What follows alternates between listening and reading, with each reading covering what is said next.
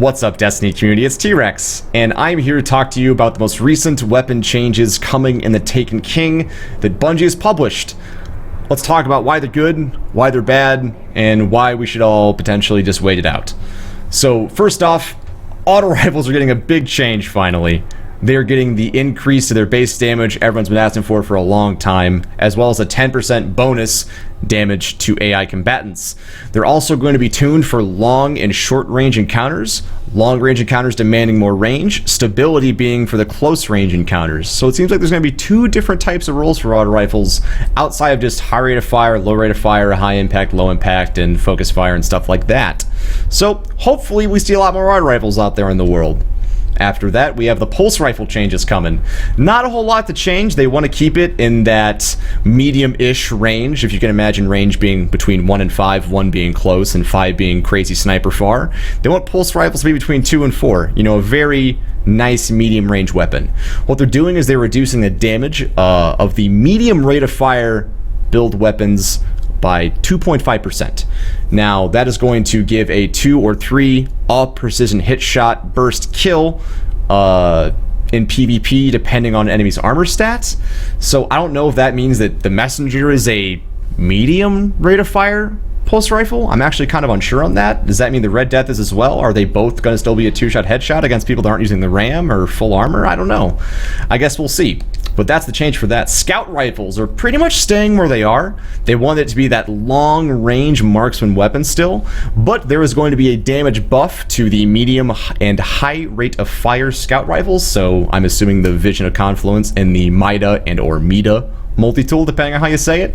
I'm assuming the Scholar being the base of the slowest of slow rate of fire, and then, you know, potentially the multi-tool or the Confluence being the high rate of fire. So those are going to get increases, but that's just about it. They're reducing the hip fire accuracy while also increasing the base magazine of every single scout rifle inventory stat. So that's kind of cool.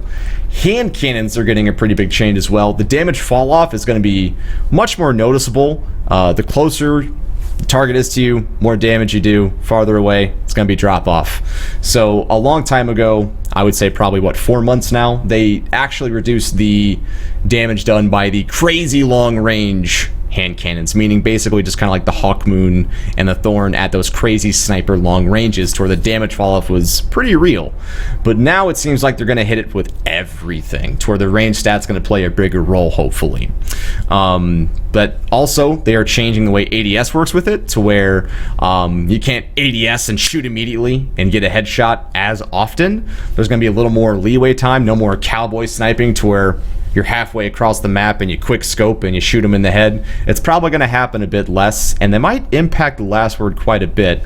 They're also going to be reducing the magazine size across every single hand cannon. They also stated that they kind of feel like hand cannons and scout rifles are very similar in the sense that they kind of offer a longer range, higher damage solution, while scout rifles being a longer range with higher magazine and a higher rate of fire, hand cannons being a bit shorter range, a bit lower rate of fire, but gives you more damage.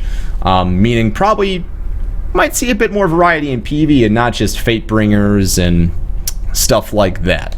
Now, shotguns are getting a pretty heavy change as well, specifically to shot package as well as rangefinder.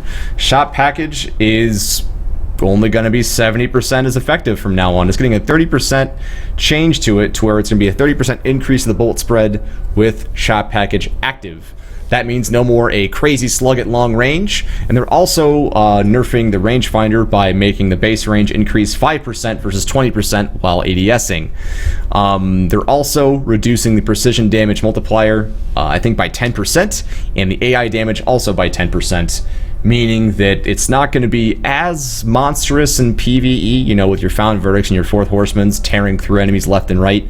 They're still going to be strong, but not ungodly strong to where there's just no point in using any other type of special weapon in PvE. Hopefully, you know, we still see a good variety, and I think that's kind of a good idea. Now, fusion rifles, not entirely sure I understand. I kind of thought they'd be increasing the damage with these guys in PvE because honestly shotguns are still incredibly dominant, and with how close you have to get, you might as well just use a shotgun. So the changes they're doing is they're decreasing the range values on the high impact slow charging fusion rifles, and also they're going to be reducing the projectile spread. In short, they'll be increasing the short-range accuracy and reduce the long-range accuracy. So that means the closer you are, the more accurate you're going to be, regardless of bullet spread, or the projectile spread. It seems like they definitely want it to be a close-range weapon, but not a sniper, but the damage isn't there, so I still feel like shotguns are going to be the go-to for PvE and PvE still, so I'm a little confused about that. I feel like it's maybe not enough. I don't know. Just seems like it's just not really that important. Snipers, guess what, folks? Final round's going away. Well, sort of. Final round is only going to be applicable on precision hits, meaning that increased damage is only on precision hits, meaning it still is going to work in PvE, but it will not one-shot you in the pinky toe in PvP anymore by final round spears or final round LDRs, you know, one-shot killing you from across the map by a guy who dumped his entire clip into the ground and then shot you in the foot. That makes me incredibly happy. I cannot wait for that to happen. Oh, goodness. Now, the rocket changes, I'm also kind of confused about, just kind of like fusion rifles.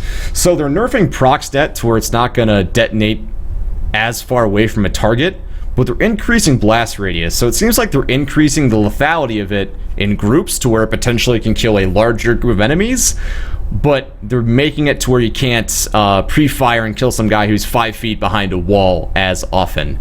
I don't know if that's maybe not enough nerf to proc stat, considering that still seems like it's going to be the go-to for most PvP players, and LMGs are still going to sit in the dust, because the Gjallarhorn, with the nerf that I'll talk about later, is still probably going to be the go-to choice. I don't know. LMG seems like they might need to get a change too, or the rocket's getting a harder change. Now, there's going to be specific exotic changes. This would be where imagine this being footage of me showing you hard light.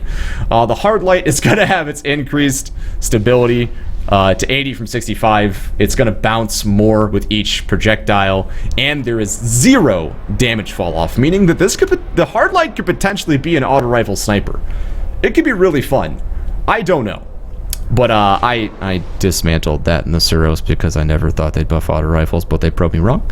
Anyways, they're also going to be changing the necrochasm, and the necrochasm changes are as follows. The stability is going from 40 to 60. They're increasing the mag size. Curse Springer is going to always perk on every single precision kill. It's going to hit harder and have a larger blast radius. And with the flat buff auto rifles are already getting, that could make the necrochasm a monster. Like an absolute monster in every piece of content. It could replace the Fatebringer for clearing trash real easily, as well as potentially be a crowd clearer in PvP. Definitely getting some players their Reaper medals and stuff like that. Now, the last word is getting a pretty heavy change. They're reducing the range stat from 20 to 10, so half of this, and they're reducing the stability by a third from 30 to 20. That's pretty heavy. They're also reducing the effective range of it while it's ADSing, aiming down sights. They're fixing the hipfire damage bug so it no longer applies randomly to ADS rounds. But they are making it to where the accuracy and I'm assuming the precision damage assist, this is their words. They say they are increasing the accuracy and precision damage aim assist scale when firing from the hip. I don't know if that's a typo, but I don't know what the precision damage aim assist scale is.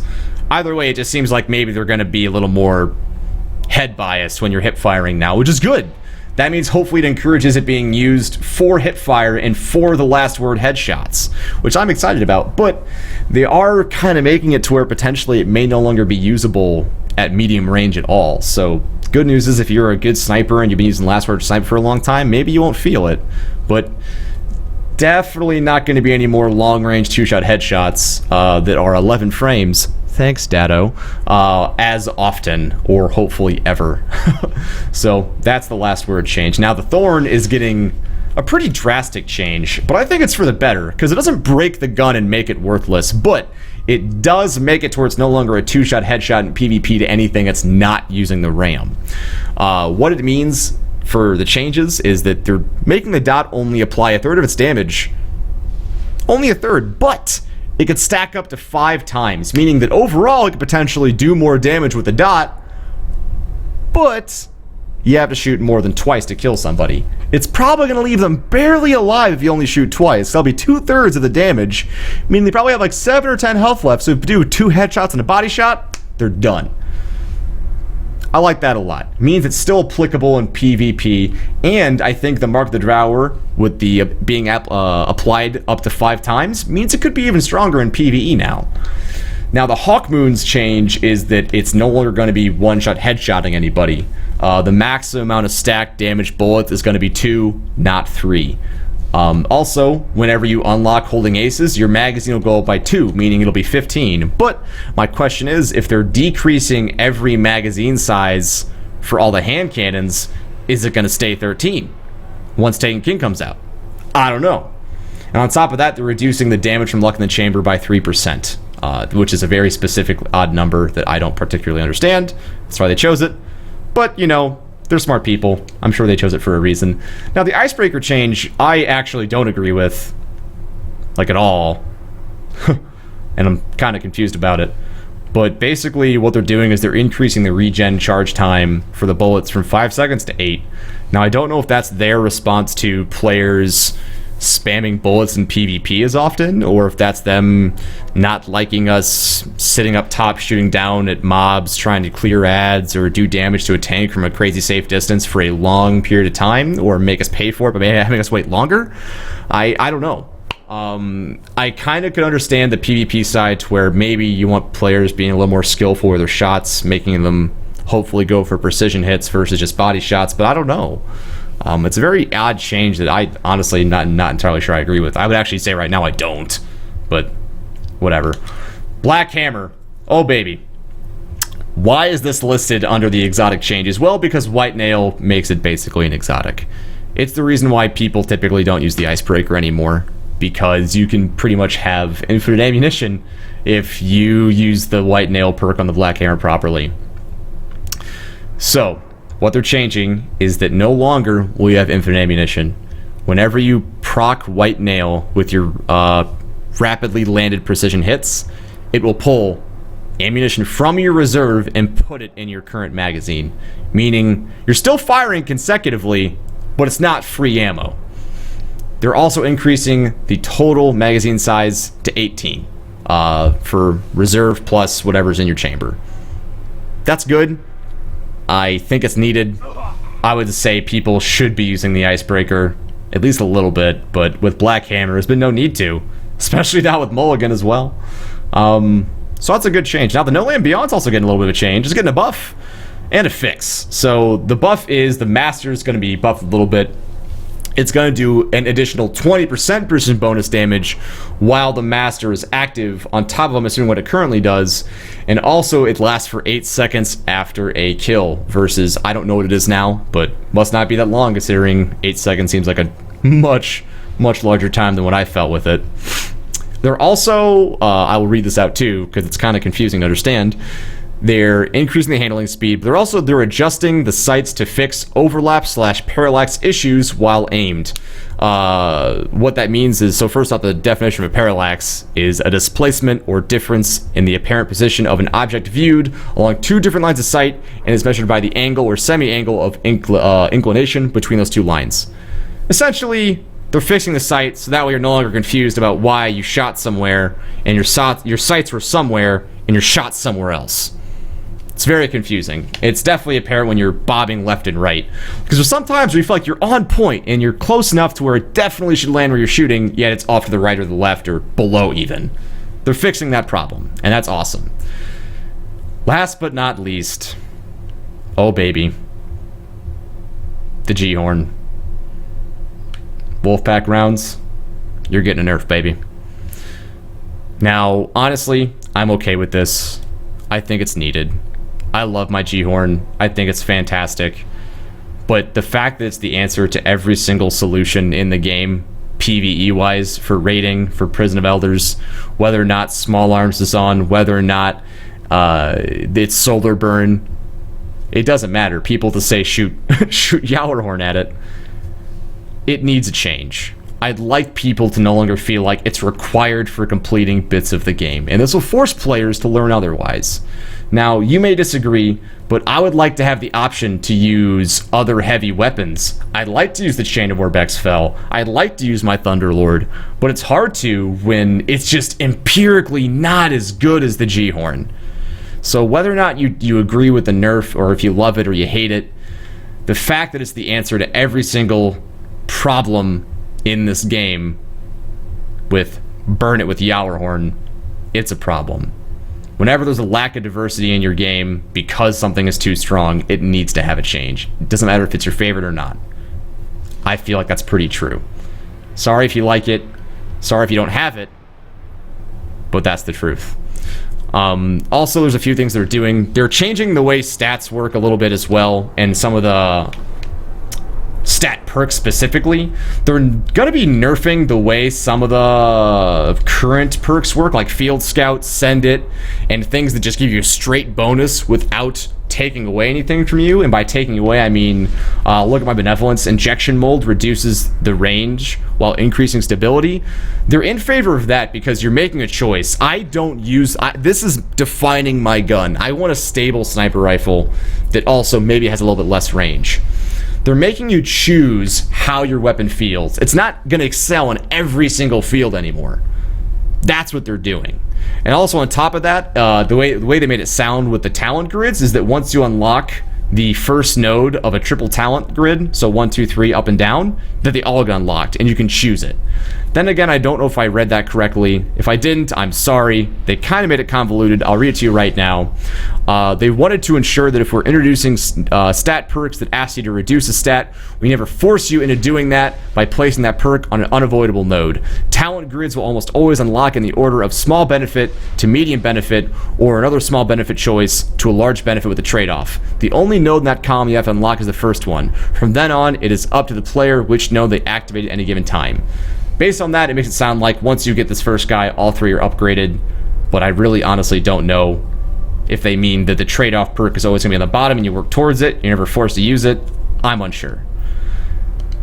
Folks, in summation, there were some really good changes coming to Crucible and PvE and in the Taken King, and until we see them firsthand, I'd ask you to maybe reserve judgment.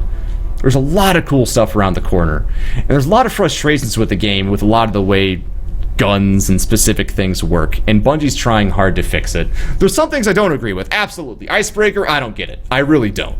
Gjallarhorn, I understand. Thorn, I understand. Some other stuff, I don't know. But it's all towards a more balanced game. And there's also those players I've been hearing that are upset because they didn't have their moment in the sun with the Thorn or with the Gjallarhorn where it was the strongest, kind of like with the Mythic class, where before it got nerfed kind of where it is now, where it's much more balanced. What I will say to you is that getting your 5 minutes in the sun with a Thorn, destroying an entire team, although satisfying, having a more balanced Crucible is going to give you way more hours of enjoyment than that ever will. So, once again, my name's T-Rex. I hope you enjoyed this video. Feel free to like, comment, and subscribe. Leave a comment if you hate it. Leave a comment if you love it. I'd love to hear from you. Until next time, I'll see you guys. Have a nice day.